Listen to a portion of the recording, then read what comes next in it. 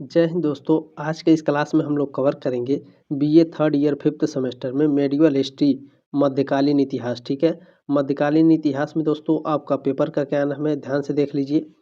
भारत का सामाजिक सांस्कृतिक इतिहास 1200 ईस्वी से 1700 ईस्वी तक। ठीक है, इंग्लिश में भी लिखा होगा आपके एडमिट कार्ड पर। देखिए, socio cultural and economic history of medieval India. ठीक है, 1200 एडी टू 1700 एडी। ठीक है, याद रखेंगे।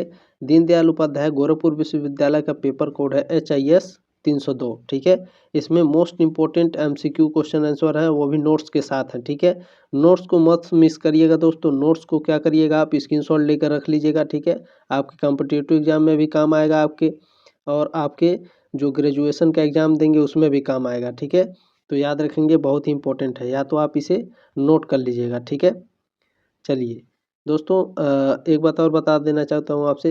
यदि इसका PDF पाना चाहते हैं तो टेलीग्राम ग्रुप ज्वाइन कर लीजिएगा। ठीक है, उसमें मैं वीडियो और PDF दोनों एक साथ सेंड करता हूँ टेलीग्राम ग्रुप में। ठीक है, तो वहाँ से PDF आप डाउनलोड करके रख लीजिएगा, आपको स्क्रीनशॉट लेने की ज़रूरत नहीं पड़ेगी। ठीक है, तो टेलीग्राम ग्रुप ज्वाइन कर लीजिएगा। चलिए, इसमें देखते हैं आपका पहला प्रश्न क्या पूछा है। मुगल काल का संस्थापक कौन था? तो मुगल काल का संस्थापक बाबर था। ठीक है, चलिए अगला इसमें देखते हैं नोट्स क्या है भैया। ठीक है, मुगल साम्राज्य की स्थापना बाबर ने 1526 ईस्वी में की थी। ठीक है, मुगल साम्राज्य की स्थापना कब हुई थी? 1526 ईस्वी में। किसने की थी? बाबर ने की थी। ठीक है, बाबर एक मध्य एशियाई शासक था, उनके पिता तुर्की थे।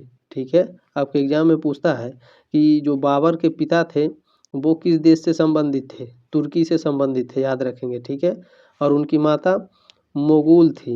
मोगुल मतलब मंगोल भी। ठीक है, हो सकता है टाइपिंग में गलती हो गई हो, तो आप लोग ध्यान दीजिएगा इसको। ठीक है, मोगुल या फिर मंगोल, दोनों में से कोई एक है, दोनों याद रखिए। ठीक है, चलिए, बाबर ने 1526 में पानीपत के पहले युद्ध में दिल्ली के शासक इब्राहिम शाह लोधी को हराया था। इस पॉइंट को याद रखेंगे, वेरी वेरी मोस्ट इम्पोर्टेंट है। बाबर मुगल शासक हुमायूं का पिता था। ठीक है, आपके एग्जाम में पूछता है दोस्तों, हुमायूं का पिता कौन था? तो बाबर था, याद रखेंगे। ठीक है, मुगल वंश का अंतिम शासक कौन था? बहादुर शाह था, जिसे 1858 ईस्वी में दिल्ली के सिंहासन से हटा दिया गया था। ठीक है, याद रखेंगे दोस्तों, मुगल वंश का अंतिम शासक कौन था? बहादुर शाह।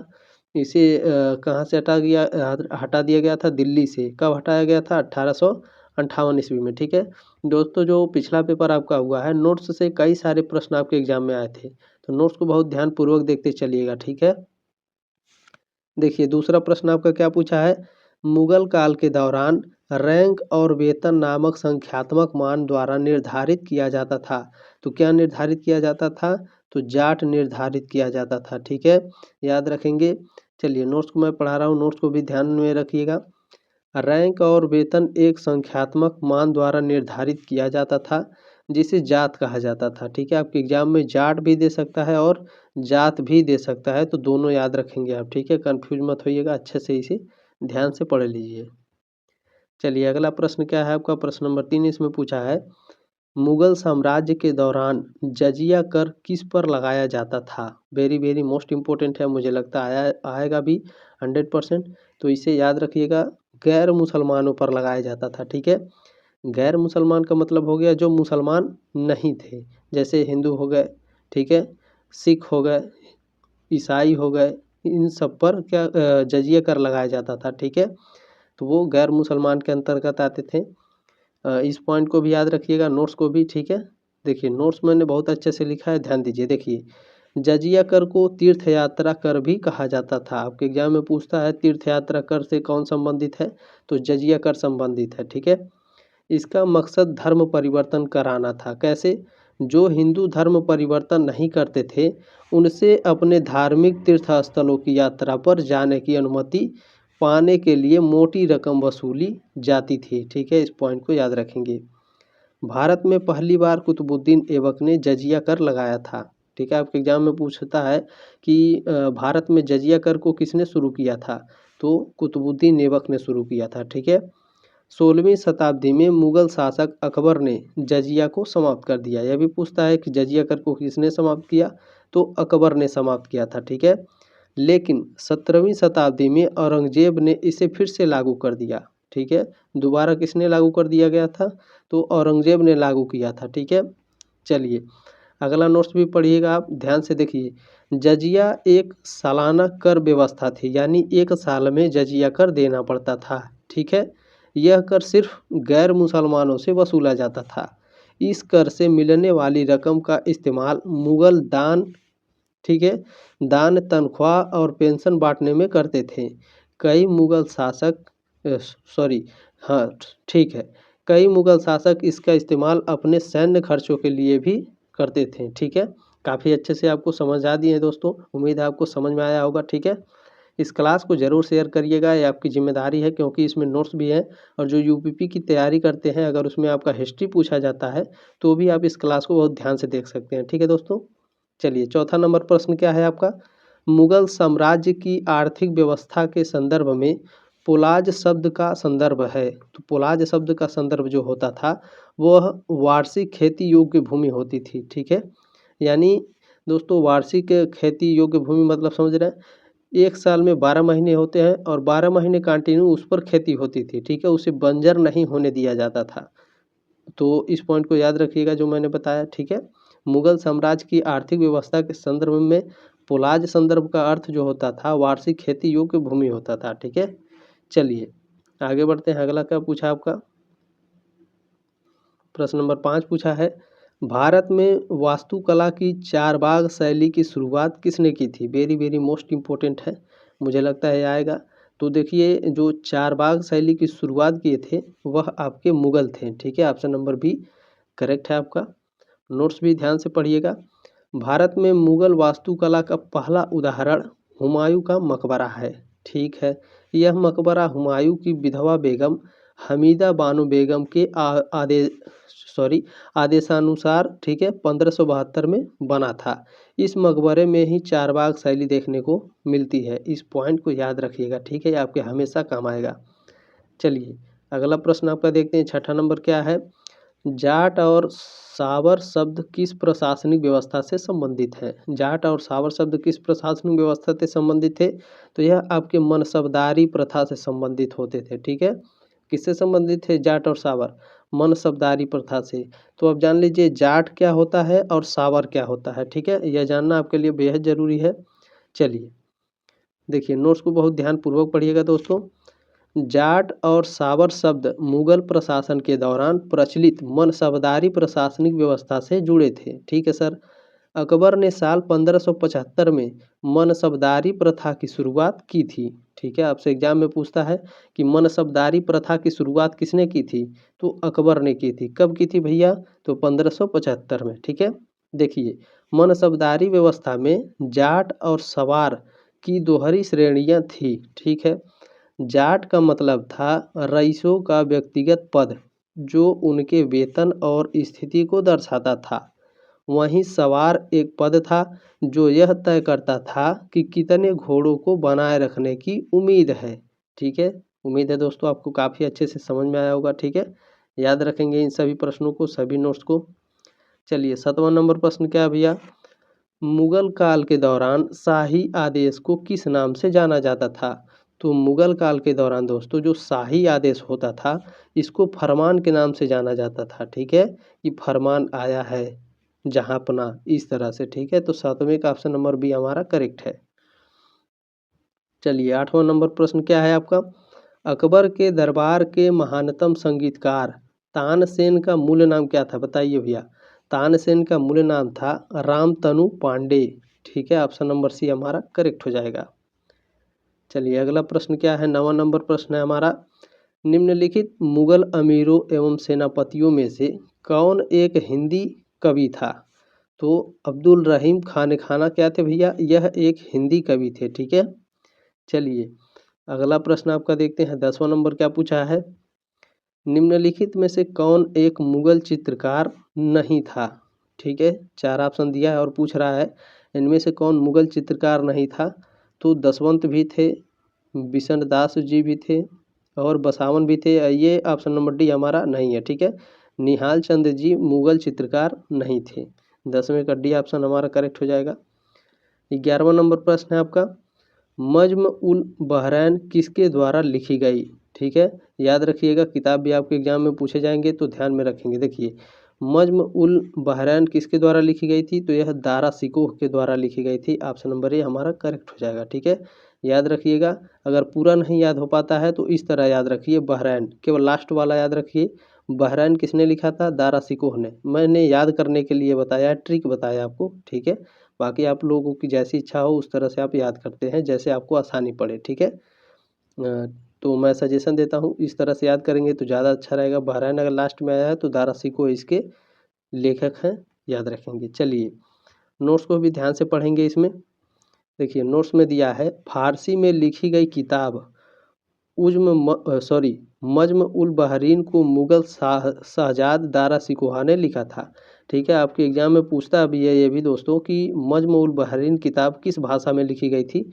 तो फारसी भाषा में लिखी गई थी। ठीक है, तो मज्म उल बहरीन का मतलब क्या होता है सर? तो इसका मतलब होता है दो महासागरों का संगम। ठीक है, दारा सिकोह ने धार्मिक बहुलवाद और समन्वयवाद को बढ़ावा दिया। ठीक है, उन्होंने हिंदू मुस्लिम एकता का पुल बनाने के लिए खुद को समर्पित कर दिया था। किसने? दारा सिकोह ने, याद रखेंगे। चलिए, 12 नंबर प्रश्न क्या भैया? 12 नंबर देखेंगे आपका, मुगल काल में निम्न बंदरगाहों में से किसको बाबुल मक्का यानी मक्का द्वार कहा जाता था?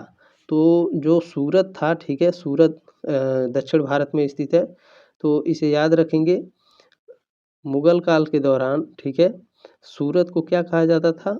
बाबुल मक्का या फिर मक्का द्वार कहा जाता था। भारत का डी ऑप्शन करेक्ट हो जाएगा हमारा।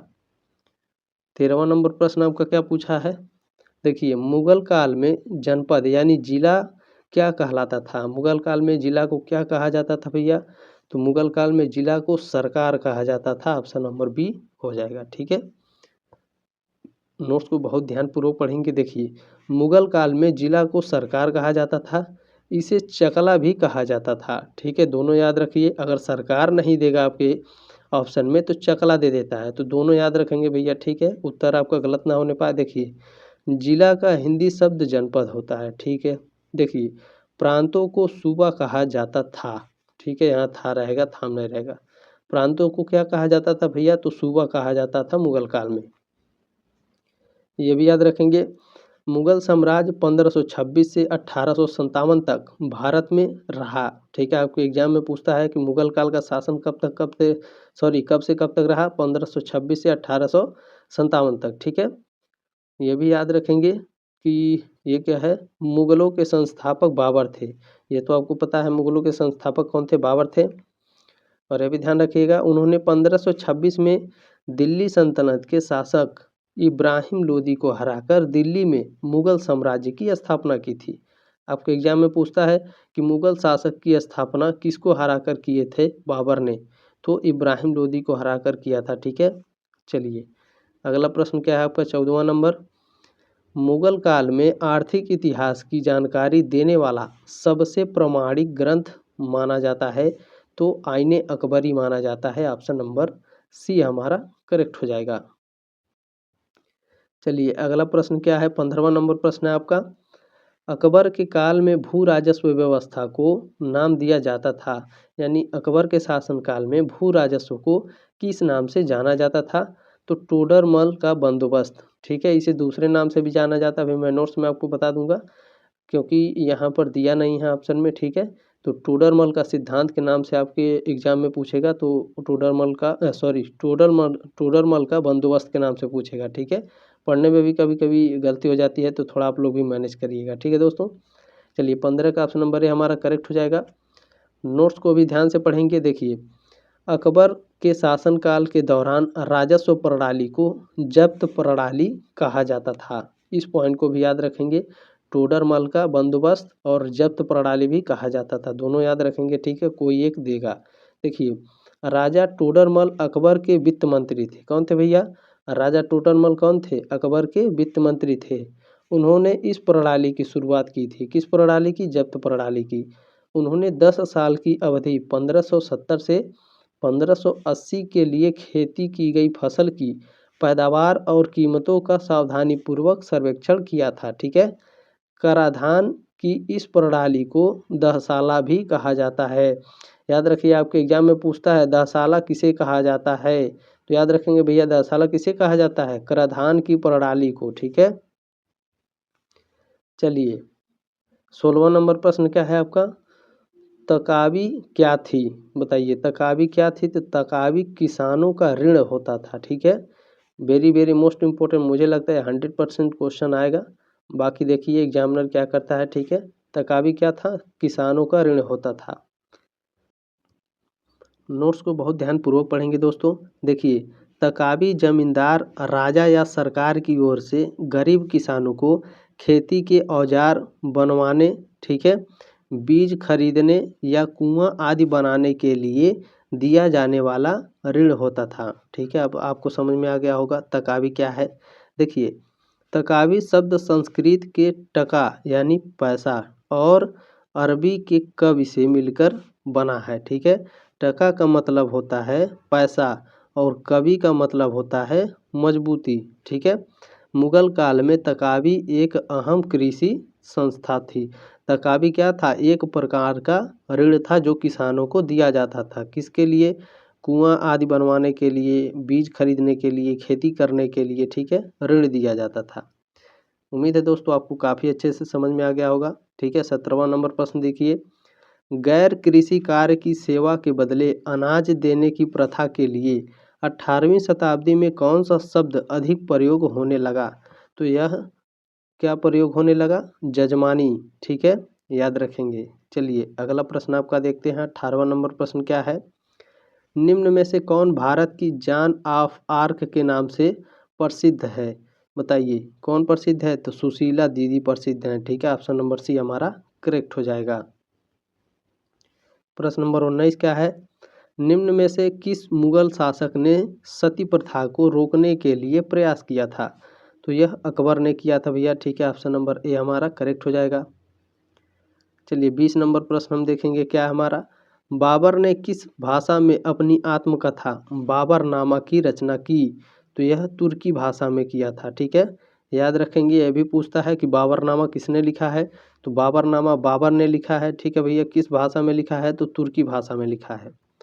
चलिए अगला प्रश्न आपका देखते हैं। 21 नंबर क्या है, निम्न में से कौन फतवा ए जहांगीरी का लेखक था। वेरी वेरी मोस्ट इम्पोर्टेंट, देखिए बुक से प्रश्न आएंगे, ये 100% मैं श्योर हूँ। तो याद रखिएगा, बुक्स को बहुत ध्यान से पढ़िएगा।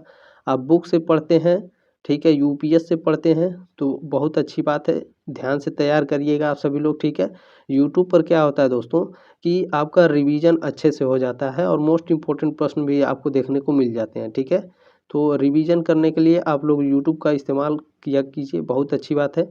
और जो कॉम्पिटिटिव एग्जाम की तैयारी करते हैं वो भी यूट्यूब का इस्तेमाल किया करें। ठीक है, प्रैक्टिस सेट भी लगाएं और यूट्यूब से भी देखा करें। ठीक है, चलिए 21 नंबर प्रश्न क्या है, फतवा ए जहांगीरी का लेखक कौन है।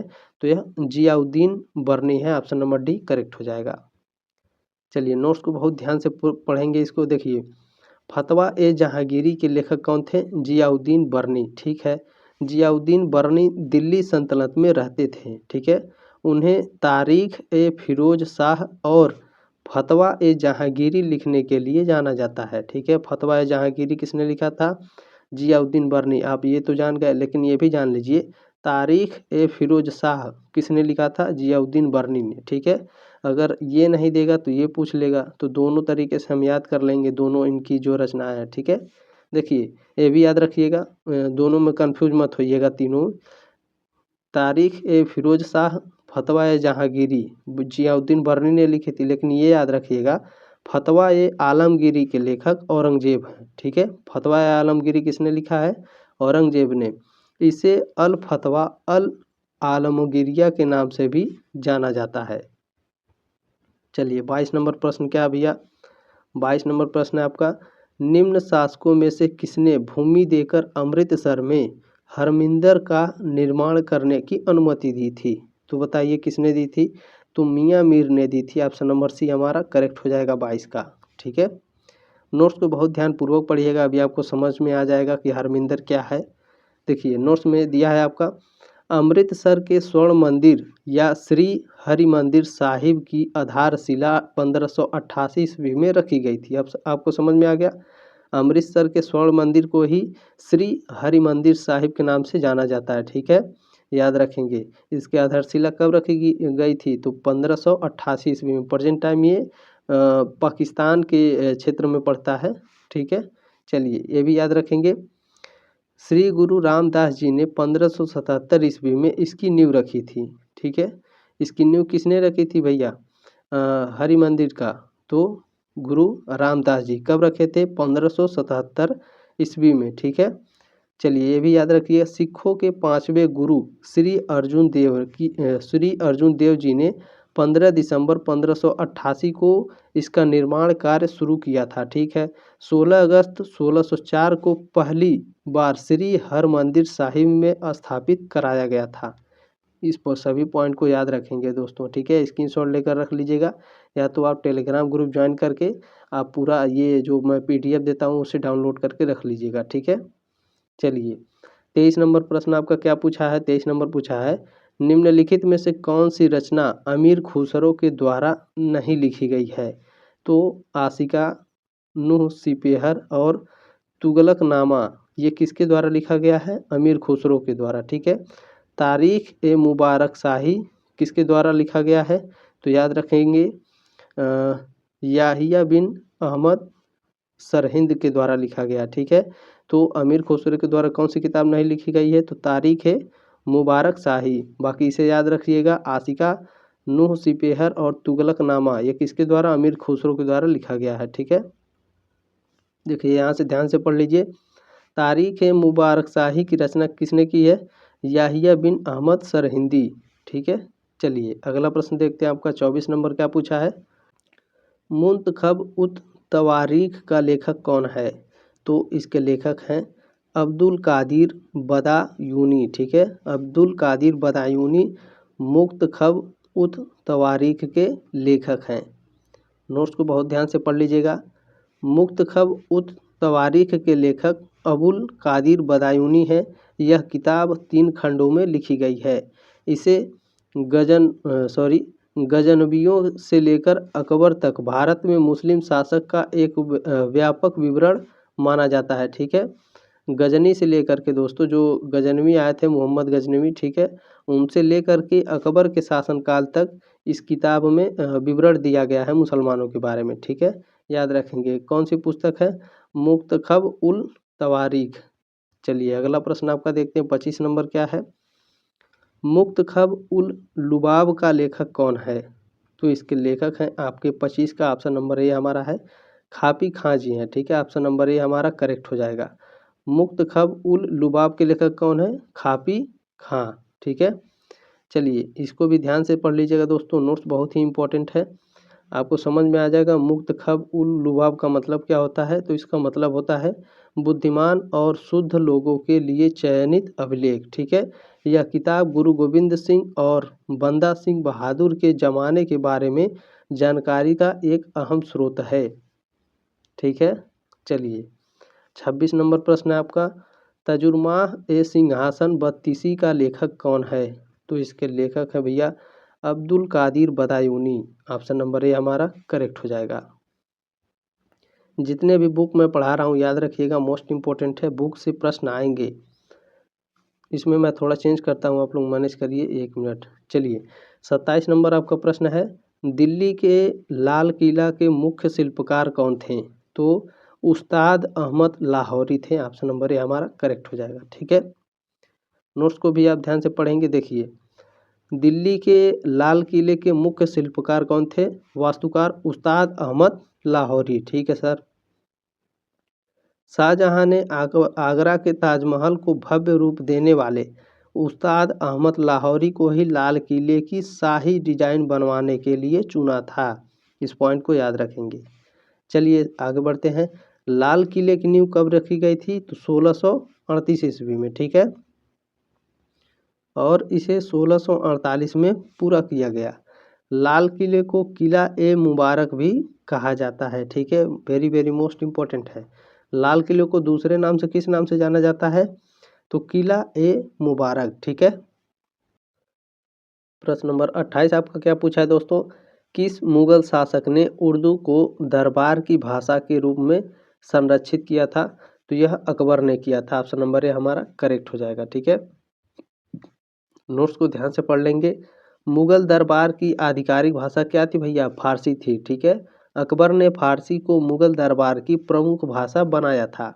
अकबर के आदेश से बदायूनी ने रामायण का फारसी में अनुवाद किया था। आपके एग्जाम में पूछता है कि रामायण को फारसी भाषा में अनुवाद किसने कराया था? तो अकबर ने कराया था। और किसने किया था रामायण को फारसी भाषा में अनुवाद? तो बदायूनी ने किया था। ठीक है, चलिए बहुत ही इंपॉर्टेंट नोट्स है। चलिए 29 नंबर क्या है? फरहंगे सिकंदरी संबंधित था। फरहंगे सिकंदरी किससे संबंधित था? तो यह आयुर्वेद से संबंधित था। ठीक है, फरहंगे सिकंदरी आयुर्वेद से संबंधित था। मोस्ट इंपॉर्टेंट है, याद रखेंगे। नोट्स को बहुत ध्यानपूर्वक पढ़िएगा, मोस्ट इंपॉर्टेंट है। देखिए, फरहंगे सिकंदरी आयुर्वेद के महत्वपूर्ण कार्यों का फारसी में अनुवाद है। ठीक है, क्या है? फारसी में अनुवाद है, याद रखेंगे। सिकंदर लोदी के निर्देश पर आयुर्वेद के महत्वपूर्ण कार्यों का फारसी में अनुवाद किया गया था। ठीक है, सिकंदर लोदी लोदी वंश के दूसरे शासक थे। ठीक है, लोदी वंश का शासक कौन था? बहलोल लोदी था। और सिकंदर लोदी था तो वो लोदी वंश का दूसरा शासक था। ठीक है, सिकंदर लोदी ने ही भूमि के लिए एक प्रमाणिक पैमाना गज ए सिकंदरी का प्रचलन करवाया था, जो 30 इंच का था। ठीक है, आपके एग्जाम में पूछता है कि गज ए सिकंदरी का प्रचलन किसने शुरू किया था? तो सिकंदर लोदी ने शुरू किया था। ठीक है, ये भी याद रखिएगा। सिकंदर लोदी ने खेती वाले खेतों को मापने के लिए, ठीक है, मैं फिर से पढ़ देता हूँ। सिकंदर लोदी ने खेती वाले खेतों को मापने के लिए 32 अंकों की गज ए सिकंदरी की शुरुआत की थी। ठीक है, चलिए अगला प्रश्न आपका देखते हैं। 30 नंबर क्या पूछा है? मध्यकालीन भारत में चित्रकला का महानतम संरक्षक कौन था? तो यह जहांगीर था। ऑप्शन नंबर ए हमारा करेक्ट हो जाएगा। चलिए 31 नंबर प्रश्न आपका क्या है? लीलावती का फारसी अनुवाद किसने किया? तो लीलावती का फारसी अनुवाद फौजी ने किया। ऑप्शन नंबर ए करेक्ट हो जाएगा। ठीक है, चलिए 32 नंबर प्रश्न आपका क्या पूछा है? निम्नलिखित मुगल चित्रकारों में से कौन सा चित्रकार पाश्चात्य तकनीक के लिए प्रसिद्ध था? तो यह आपके केशव दास जी थे। ठीक है, ऑप्शन नंबर सी हमारा करेक्ट हो जाएगा 32 का। अगला प्रश्न देखते हैं आपका 33 नंबर क्या पूछा है? बीरबल का मूल नाम था, बताइए बीरबल का मूल नाम क्या था? तो महेश दास था। ऑप्शन नंबर डी हमारा करेक्ट हो जाएगा। चलिए 34 नंबर प्रश्न क्या है?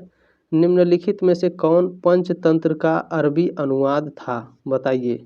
तो पहला नंबर था, ठीक है, कबीला बा दीमना, या फिर इस तरह से आपको लिख कर देता है मोली व दीमन। ठीक है, पंचतंत्र का अरबी भाषा अनुवाद कौन था? कबीला बा दिमना या फिर मोली व दीमन। देखिए मैंने दोनों लिख दिया है। ठीक है, कोई एक आपके एग्जाम में देगा। ठीक है, आपके ऑप्शन में चाहे मोली व दीमन लिख करके दे, चाहे कबीला व दिमना लिख करके दे, दोनों में से कोई एक लिख कर देगा। तो दोनों मैंने पढ़ा दिया है, बहुत ध्यानपूर्वक इसे याद रखेंगे। ठीक है, चलिए 35 नंबर प्रश्न क्या है आपका? किस शासक के समय में शास्त्रीय रचना राग दर्पण का फारसी भाषा में अनुवाद हुआ था? तो फिरोज शाह तुगलक के शासनकाल में राग दर्पण का फारसी भाषा में अनुवाद हुआ था। ठीक है सर, तो राग दर्पण के लेखक कौन है सर? तो चलिए मैं बता देता हूँ राग दर्पण के लेखक कौन है। देखिए, फ़कीरुल्लाह ने मोहम्मद शाह रंगीला के शासनकाल के दौरान राग दर्पण नामक संगीत ग्रंथ लिखा था। ठीक है, आपके एग्जाम में पूछेगा कि राग दर्पण के लेखक कौन है?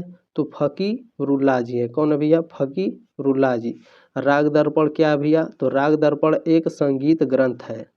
चलिए अगला प्रश्न आपका देखते हैं। 36 नंबर क्या है? सूर्यास्त कानून किससे संबंधित था? तो सूर्यास्त कानून अस्थाई बंदोबस्त से संबंधित था। ये 100% मुझे लग रहा आएगा, बाकी अब देखिए आता है कि नहीं। ठीक है, तो मुझे लगता है तो 95% तो आ ही जाता है जो मुझे इम्पोर्टेंट लगता है, बाकी अब देखिए एग्जामिनर के ऊपर है। ठीक है, सूर्यास्त कानून अस्थाई बंदोबस्त से संबंधित था। चलिए 37 नंबर प्रश्न आपका, चांद बीबी कहाँ की शासिका थी? तो चांद बीबी अहमदनगर की शासिका थी। कहाँ की? अहमदनगर की। ठीक है, चलिए 38 नंबर प्रश्न क्या है आपका? सिख गुरु गोविंद सिंह ने अमृत संस्कार नामक त्योहार किस वर्ष प्रारंभ किया था? तो यह 1699 ईस्वी में प्रारंभ किया था। ठीक है, ये भी याद रखिएगा दोस्तों। ठीक है, कि गुरु गोविंद सिंह ने 1699 में खालसा पंथ की स्थापना की थी। इस पॉइंट को याद रखिएगा, वेरी वेरी मोस्ट इम्पोर्टेंट है। आपके एग्जाम में पूछता है कि खालसा पंथ की स्थापना किसने की थी? गुरु गोविंद सिंह ने। कब की थी भैया? 1699 में। ठीक है, याद रखिएगा। चलिए 39 नंबर क्या है? तुजूके बाबरी का फारसी भाषा में अनुवाद किसने किया? तुजूके बाबरी का फारसी भाषा में अनुवाद अब्दुल रहीम खान खाना जी ने किया था। ठीक है, ऑप्शन नंबर सी हमारा करेक्ट हो जाएगा। तुजूके बाबरी का फारसी भाषा में अनुवाद अब्दुल रहीम खान खाना। चलिए 40 नंबर प्रश्न आपका क्या पूछा है? किसके शासनकाल में 2 अस्पृश्य अस्पा लागू किया गया? तो यह जहांगीर के शासनकाल में। ठीक है, याद रखेंगे दोस्तों, जहांगीर और शाहजहां दोनों के शासनकाल में यह लागू हुआ था, लेकिन हमारा ऑप्शन नंबर दोनों में दिया है तो हमारा जहांगीर ही ऑप्शन में सही होगा। मैंने दोनों आपको बता दिया है। ठीक है, शाहजहां भी दे सकता है। अगर जहांगीर नहीं देगा आपके एग्जाम में ऑप्शन में तो शाहजहां देगा, तो शाहजहां लगा कर आइएगा ऑप्शन में। ठीक है, 2 अस्पा से अस्पा जहांगीर के शासनकाल में लगाया गया था। याद रखेंगे, ऑप्शन नंबर बी हमारा करेक्ट हो जाएगा। ठीक है, जहांगीर नहीं देगा तब जाके शाहजहां देगा, इस बात को याद रखेंगे। 41 नंबर प्रश्न है, दीवान बंदगान का संबंध किससे था? दीवान बंदगान का संबंध दास से होता था। ऑप्शन नंबर डी हमारा करेक्ट हो जाएगा। 42 नंबर प्रश्न क्या है? आगरा की स्थापना किसने की? आगरा की स्थापना सिकंदर लोदी ने की थी। ऑप्शन नंबर सी हमारा करेक्ट हो जाएगा। प्रश्न नंबर 43 आपका पूछा है दोस्तों, अकबरकालीन सैन्य व्यवस्था किस पर आधारित थी? तो अकबरकालीन जो सैन्य व्यवस्था थी वह मनसबदारी पर आधारित थी। ऑप्शन नंबर ए करेक्ट हो जाएगा। चलिए 44 नंबर प्रश्न क्या है आपका? मुगल काल में सेना का प्रधान कौन था? मुगल काल में सेना का प्रधान मीर बख्शी होता था। ऑप्शन नंबर बी हमारा करेक्ट हो जाएगा। ठीक है, चलिए अगला प्रश्न आपका देखेंगे। 45 नंबर क्या पूछा है? सरंजामी प्रथा किससे संबंधित थी? बताइए। सरंजामी जो प्रथा थी वह आपकी मराठा भू राजस्व प्रथा से संबंधित थी। ऑप्शन नंबर बी हमारा करेक्ट हो जाएगा। ठीक है, चलिए 46 नंबर प्रश्न क्या है? निम्नलिखित में से किसे अकबर के दरबार में जरिंग कलम की उपाधि से सम्मानित किया गया था? तो मोहम्मद हुसैन काश्मीरी को। ठीक है, ठीक है, याद रखेंगे। जरिंग कलम की उपाधि से किसे सम्मानित किया गया था? तो जरिंग कलम उपाधि से मोहम्मद हुसैन काश्मीरी को सम्मानित किया गया था। मोस्ट इम्पोर्टेंट प्रश्न है। ठीक है, याद रखेंगे। मुझे थोड़ा पढ़ने में दिक्कत होती है दोस्तों, तो आप लोग कभी कभी ठीक है मैनेज थोड़ा करिएगा आप लोग। 47 नंबर प्रश्न है, संस्कृत के प्रसिद्ध कवि जगन्नाथ पंडित किसके दरबार में निवास करते थे? तो यह आपके जहांगीर के दरबार में निवास करते थे। कौन? तो प्रसिद्ध कवि कौन थे? जगन्नाथ पंडित। किसके दरबार में? जहांगीर के दरबार में। ठीक है,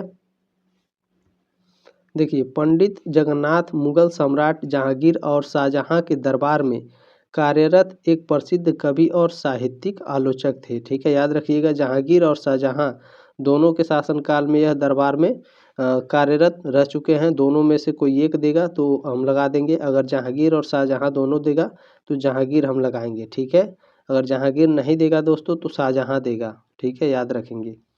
48 नंबर प्रश्न क्या भैया? दासबोध किसकी रचना है? तो दासबोध रामदास की रचना है। ऑप्शन नंबर ए करेक्ट है हमारा।